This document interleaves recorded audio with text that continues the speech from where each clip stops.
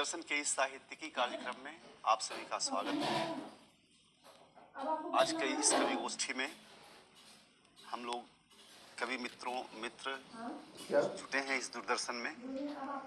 और कविता की जब बात उठती है तो कहा गया है कि साहित्य की मुख्य धारा कविता रही है और बड़ी बड़ी बातों को भी विस्तृत बातों को भी हम कविता के माध्यम से संक्षिप्तीकरण में कह सकते हैं। तो आज खासकर इस कवि गोष्ठी में दो तरह के कवि हैं और कविता भी आज दो धारा में बट चुकी है, छंद और निर्बंध। लेकिन कविता छंदबद्ध हो या निर्बंध हो, छंदमुक्त हो, बात वह नहीं, उसमें नहीं उठती है। बात यहाँ पर यह है कि हम लिख क्या रहे हैं, खास बात यह है। तो आइए इस कवि गोष्ठी की खास बात यह है कि आज छंदबद्ध और निर्बंध दोनों प्रकार के कवि इस गोष्ठी में जुटे हैं। सबसे पहले मैं आपका परिचय कराता हूँ राकेश प्रियदर्शी जी, जो 90 के दशक से लिख रहे हैं और बड़े ही मनोयोग से कविता लिख रहे हैं। लिखते तो छंदबद्ध भी हैं, पर ये निर्बंध और छंदमुक्त कविता में इनका काफ़ी नाम है। और इनका एक काव्य संकलन भी आ गया है, इच्छाओं की पृथ्वी के रंग। अब उसके बाद दूसरे लक्ष्मीकांत मुकुल जी हैं, जो बक्सर से पधारे हैं और ये भी करीब 32 वर्षों से साहित्य साधना में जुटे हैं और इनके भी काव्य संग्रह प्रकाशित हैं। और इनके बाद डॉक्टर कुंदन लोहानी जी, इनसे भी मुलाकात अक्सर साहित्य सम्मेलन में हो जाया करती है। बहुत ही मनोयोग से 30-35 वर्षों से लिख रहे हैं। और मैं आपके सामने आचार्य विजय गुंजन। तो आइए अब हम इस कवि गोष्ठी का आरंभ करते हैं।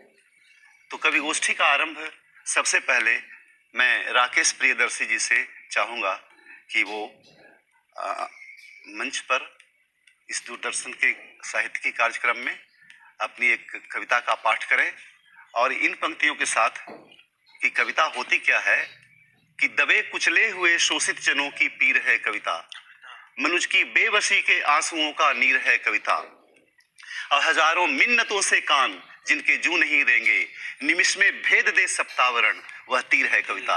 इन्हीं पंक्तियों के साथ मैं राकेश प्रियदर्शी जी को कविता पाठ के लिए आमंत्रित करता हूँ। सफेद हाशिया अपने रंगहीन जीवन से उबकर, सफेद हाशिया अपने रंगहीन जीवन से उबकर बतियाते इंद्रधनुषी अक्षरों के मोतियों को अपने हृदय का हार बनाकर झूमना चाहता है।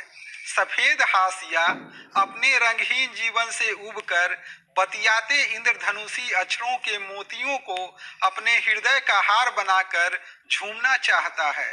शामिल होना चाहता है खूबसूरत मेले में, अपने पूरे वजूद के साथ उमंग में गाना चाहता है भीड़ का संगीत, पर उनका ऐसा नसीब कहाँ। बदनसीब हाशिया चुपचाप अपने एकांत में शून्य की ओर निहारता रहता है। बदनसीब हाशिया चुपचाप अपने एकांत में शून्य की ओर निहारता रहता है। अफसाने लिखे जाते हैं हाशिए को छोड़कर, अफसाने लिखे जाते हैं हाशिए को छोड़कर, कविताएं भी अपनी अदा से मचलती, इछलाती और गुनगुनाती रहती है हाशिए को छोड़कर। हाशिया अफसाने पढ़ता है, हाशिया अफसाने पढ़ता है, कविताएं स्मरण करता है, लेकिन उनमें शामिल नहीं होता। हाशिए को ऐसा बहुत कम ही समय मिला होगा जब कोई कविता उसे पास बुलाकर स्नेह आंचल में उसका सर सहलाई हो। शायद बहुत कम अफसाने हाशिए के जन्मदिन पर बधाई दिए होंगे। हाशिए की अपनी कहानी होती है, हाशिए की अपनी कहानी होती है। उसकी कहानी को न कोई पढ़ पाता है और न सुन पाता है। जब कभी शब्द की नजर पड़ती है हाशिए पर, हाशिए की आंखों में खुशी के आंसू छलक आते हैं। शब्द के हाशिए की दहलीज के अंदर प्रवेश करते ही अप्रत्याशित घटना होती है। शब्द के हाशिए की दहलीज के अंदर प्रवेश करते ही अप्रत्याशित घटना होती है। हाशिए के लोग करीब से पहचानने लगते हैं। हाशिए को लोग करीब से पहचानने लगते हैं। तब सबसे महत्वपूर्ण बन जाता है हाशिया। हाशिए को भी गले लगाइए, हाशिए को भी गले लगाइए। वह आपके सुख दुख में साथ रहना चाहता है, महत्वपूर्ण नहीं बनना चाहता है हाशिया, पर प्रगति के पथ पर समाज में आपके साथ कदम से कदम मिलाकर चलना चाहता है। आपकी मेरी सबकी जरूरत बना रहना चाहता है हाशिया। वाह वाह, बहुत सुंदर। और आपने देखा कि कविता किसे कहते हैं। कविता यहाँ पर है, इन पंक्तियों में कविता है। उक्ति वैचित्र ही काव्य का जीवन कहलाता है। तो इन्होंने उक्ति वैचित्र के माध्यम से और समाज में जो फैली हुई विसंगतियां हैं उनको रेखांकित किया है। तो अब हम चलते हैं हमारे दूसरे कवि लक्ष्मीकांत मुकुल जी के पास। दर्शकों, लक्ष्मीकांत मुकुल जी 30-35 वर्षों से लिख रहे हैं और ये सधे कलम के कवि हैं। मैं और इनके दो कविता संकलन भी प्रकाशित हैं। लाल चोंच वाली पक्षी एवं घिस रहा है धान का कटोरा। तो आइए अब हम सुनते हैं लक्ष्मीकांत मुकुल जी से। मेरी कविता है हर एक रंगों में दिखती हो तुम। इसमें छोटी छोटी कविताएं हैं, उसे मैं सुना रहा हूँ। मदार के उजले फूलों की तरह तुम आई हो, कूड़ेदान भरे मेरे इस जीवन में। वाह।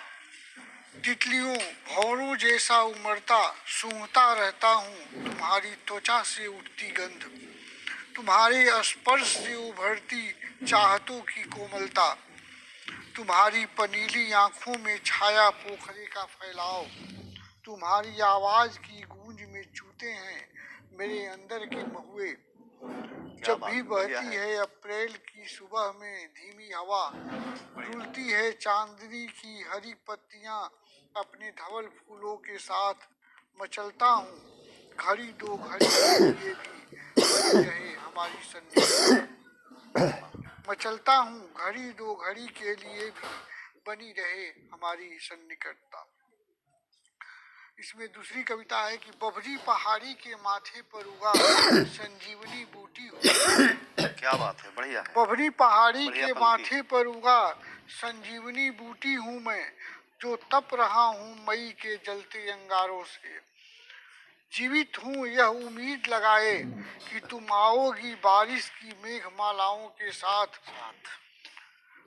बस एक छुअन से हरा हो जाएंगे झुलस चुके मेरी देह के रोए। इसमें मेरी अगले कविता है कि चूल्हे की राख सा नीला पड़ गया है मेरे मन का आकाश, चूल्हे की राख सा नीला पड़ गया है मेरे मन का आकाश, तभी तुम झम से आती हो जलकुंभी के नीले फूलों जैसी खिली खिली, तुम्हें देखकर पिघलने लगते हैं दुनिया की कठोरता से सिकुड़े मेरे सपनों के हिमखंड। क्या बात है, वाह। दुनिया की कठोरता से सिकुड़े मेरे सपनों के हिमखंड। शगुन की पीली साड़ी में लिपटी तुम दिखी थी पहली बार, शगुन की पीली साड़ी में लिपटी तुम दिखी थी पहली बार, जैसे बसंत बहार की टहलियों में भर गए हो फूल, सरसों के फूलों से छा गए हो खेत, भर गई हो बगिया लीली पुष्पों से, कनेर की लचकती डालियां डुल रही हो धीमी, तुम्हें देखकर पीला रंग उतरता गया आंखों के सहारे मेरी आत्मा के गह्वर में, तुम्हें देखकर पीला रंग उतरता गया आंखों के सहारे मेरी आत्मा के गह्वर में। समय के इस मोड़ पर नदी किनारे खड़ा एक जड़ वृक्ष हूँ मैं, तुम कुदरुन की लताओं सी चढ़ गई हो पुलवी पात पर, हवा के झोंकों से गतिमान है तुम्हारे अंग प्रत्यंग, तुम्हारे स्पर्श से थिरकता है मेरा निष्कलुष प्रेम। वाह। तो बहुत बहुत सुंदर मुकुल जी। अब चलते हैं डॉक्टर कुंदन लोहानी, बहुत ही अच्छे कवि, और ये भी करीब 30-35 वर्षों से काव्य की साधना में लगे हैं। और इनका एक काव्य संकलन आया है जिसका नाम है काव्य चंचलता।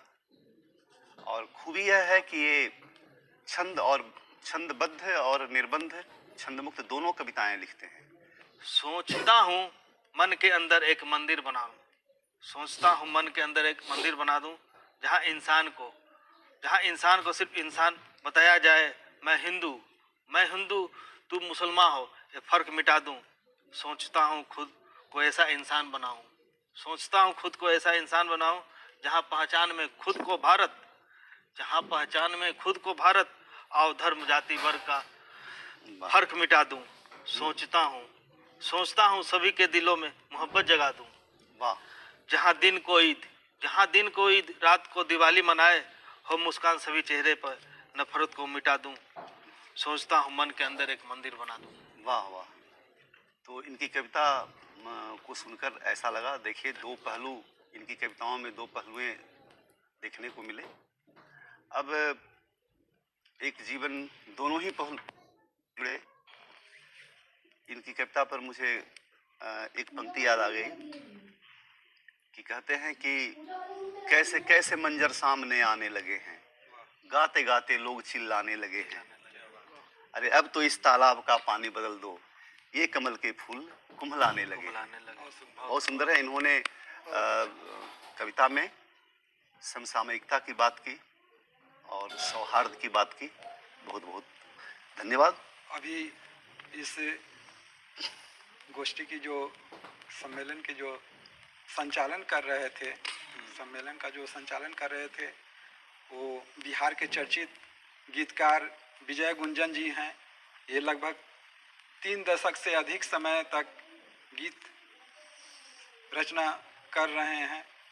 इनके कई संग्रह प्रकाशित हैं, जिसमें प्रमुख है मेरा रीता का रीता मन, दूसरा है 101 गीत चेतनाओं की कविताओं का संग्रह, एक नवगीत संग्रह है सुदियों की नागफनी। इस तरह इनके कई संग्रह प्रकाशित हैं और लगभग 3 दशक से अधिक समय तक से ये लिख रहे हैं।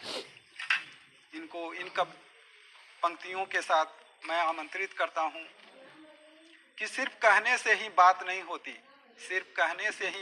होती, रूबरू होने से ही मुलाकात नहीं होती, दिल से जब तलक दिल न मिले, सूरज के डूबने से ही रात नहीं होती। स्वागत है। बहुत बहुत आभार राकेश प्रियदर्शी जी। और मित्रों, चूँकि मौसम भी है ऐसा और हम पावस ऋतु में चल रहे हैं, तो कुछ पंक्तियां तो बनती हैं। तो बरसात के मौसम पर मैंने कुछ दोहों की रचना की है, जिसमें से मैं कुछ दोहे आपके सामने रख रहा हूं कि रिमझिम करती आ गई, रिमझिम करती आ गई फिर से यह बरसात, नैनों में खिलने लगे खुशियों के जलजात। वाह, बहुत सुंदर। वाह वाह। कि पृथ्वी हुई पयस्वला, रस छलके हर ओर, पढ़े ऋचा सम्मोहिनी नित फागुन की भोर। और तीसरा दोहा है कि जलद नगाड़े पीट कर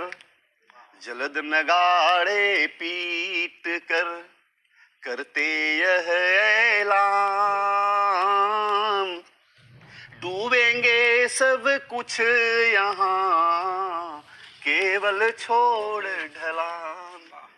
और मौसम अनुकूल आपने मैं- बहुत अच्छी कविता का ये रचना बहुत अच्छी रही तो आपकी। और ये तो चाहिए था। दोहे 10 सेकंड के होते हैं। मैं एक बिना स्वर का एक गीत पढ़ता हूँ, उसके बाद दूसरे पारी में अगर मौका मिला तो मैं एक सस्वर काव्य पाठक के देशभक्ति पर एक गीत पढ़ूंगा। तो एक ये मन के वातायन से शीर्षक है, छांदस परंपरा की कविता है। देखें स्वागत। कि बहुत दिनों के बाद याद फिर तेरी आई है, बहुत दिनों के बाद याद फिर तेरी आई है, स्मृतियों में आकर चुपके से रची सगाई है।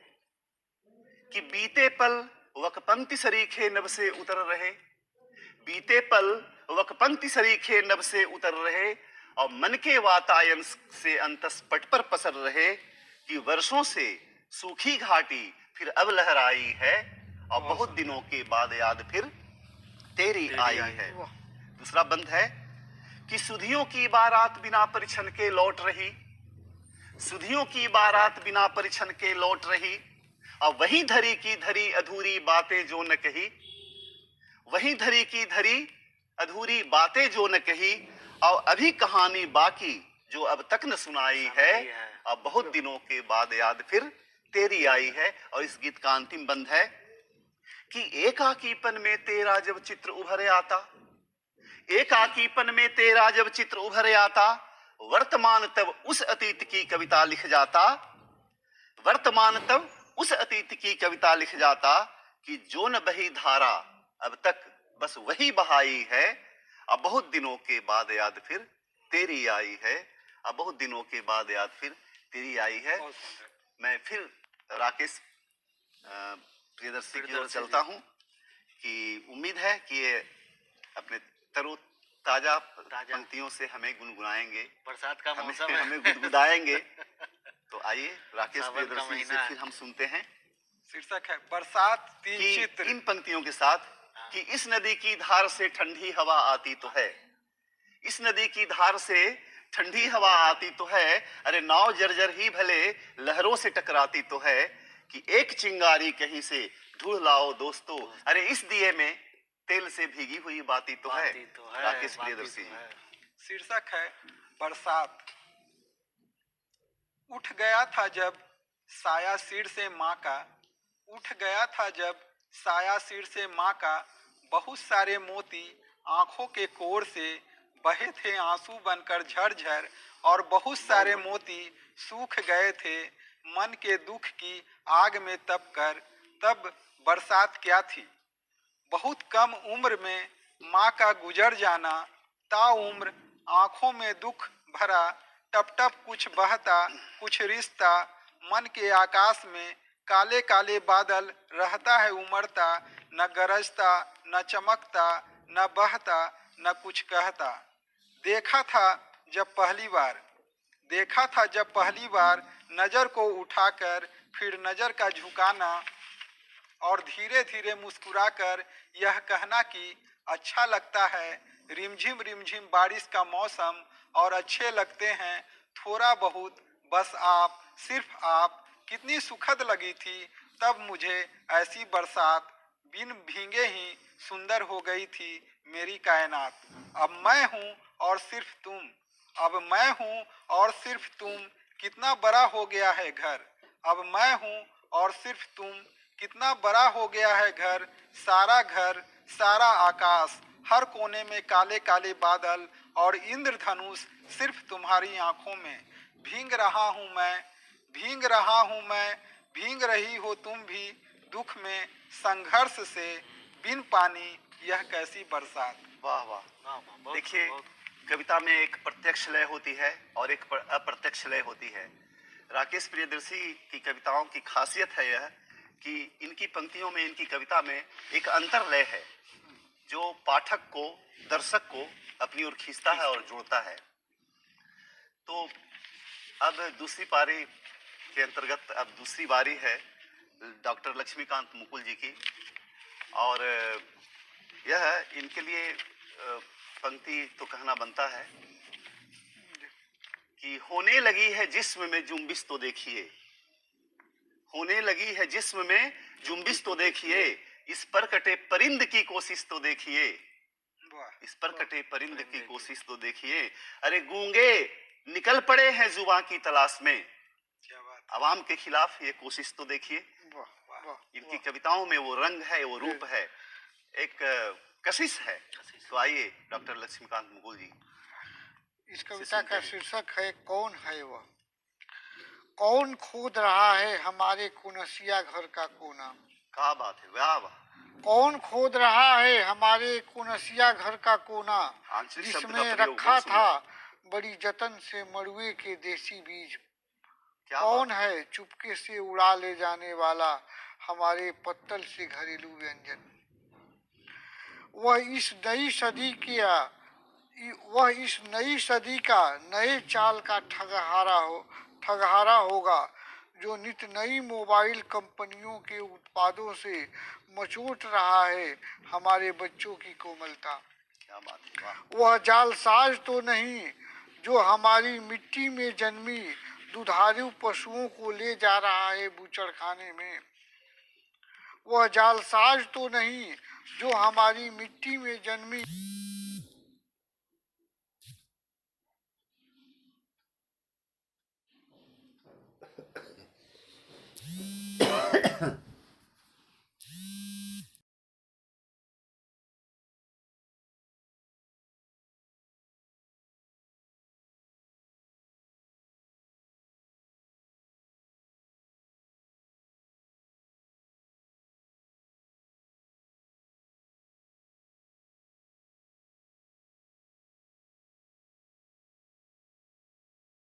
ठीक है सर।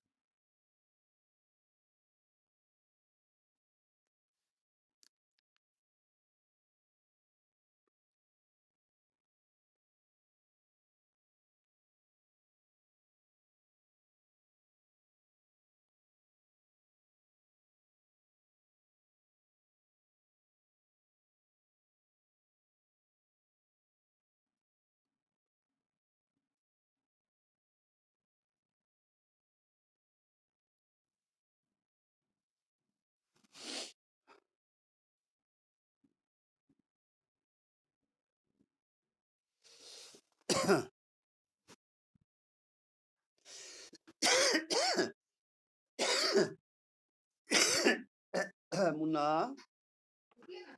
हैं? इधर काम है क्या? जो हो गया इतना देर हम सुन लिए 33 मिनट उसको।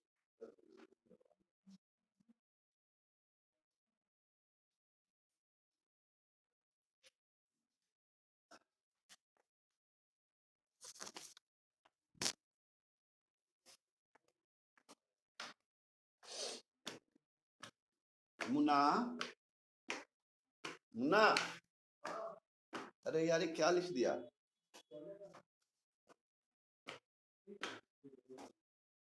क्या लिख दिया ये? क्या लिख दिया क्या?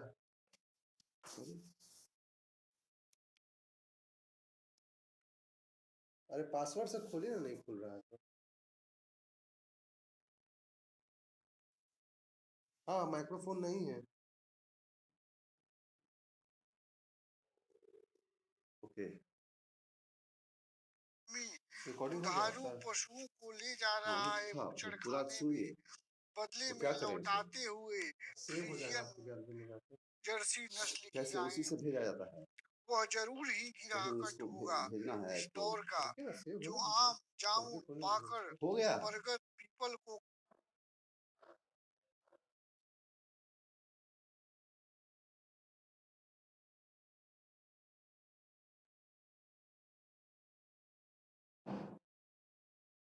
देखिए तो गैलरी में जाकर सेव हुआ।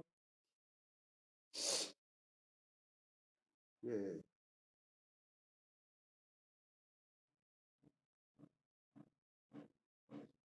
स्क्रीनशॉट लिए हैं आप? हाँ, नहीं सेव हुआ है। तो कैसे होगा फिर तो? नहीं पता। नहीं का यहीं से देखो ना भाई, भेज भेज इससे भेजा जाता है, इससे कहाँ भेजने का कौन है?